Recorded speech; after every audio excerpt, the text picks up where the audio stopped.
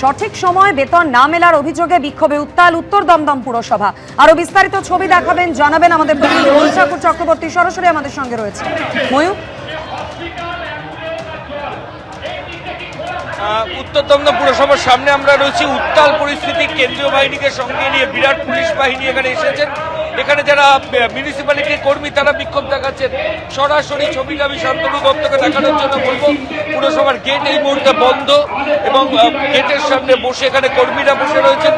একদিকে যেমন এই ছবি, অন্যদিকে বিরাট পুলিশ বাহিনী কেন্দ্রীয় বাহিনীকে সঙ্গে নিয়ে তারা এই মুহূর্তে এসেছেন পরিস্থিতি স্বাভাবিক করার জন্য। কর্মীরা দাবি করছেন 2 মাসেরও বেশি সময় তারা মাইনে পাননি, তারা কি করে সংসার চালাবেন। এখানে বিধান বিশ্বাস উত্তর দমদম পুরসভার যিনি চেয়ারম্যান তার বিরুদ্ধে অভিযোগ এবং নতুন যিনি এমএলএ তার ইন্টারভেনশনে পরিস্থিতি স্বাভাবিক হোক এটা তারা দাবি করছেন। অন্যদিকে পুলিশ তারা মধ্যস্থতা করেছেন। এই মুহূর্তে কিন্তু যারা মিউনিসিপ্যালিটির কর্মী তারা কিন্তু এখনো পর্যন্ত কোনো কিছু শুনছেন না। আমরা একটু কথা বলে নেব। আপনাদের অভিযোগটা কি? অভিযোগটা বলুন। আমাদের অভিযোগ হচ্ছে আমরা দীর্ঘদিন পৌরসভায় কর্মরত অস্থায়ী কর্মচারীগণ তারা আমাদের স্যালারি থেকে বঞ্চিত হচ্ছি।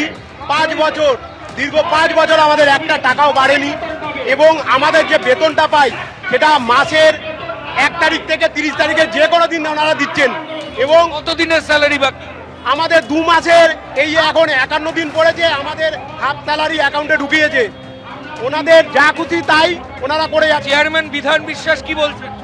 উনি কোনো ওনার তরফ থেকে আমরা কোনো সদুত্তর পাইনি। সকাল থেকে আমরা এখানে অর্থাৎ একাধিক অভিযোগ করছেন কর্মীরা, আর যে কারণে বিক্ষোভ দেখাচ্ছেন তারা এই মুহূর্তে পুরসভার সামনে। অবশ্যই পরিস্থিতির দিকে নজর থাকবে আমাদের। আপাতত ময়ূর, ধন্যবাদ।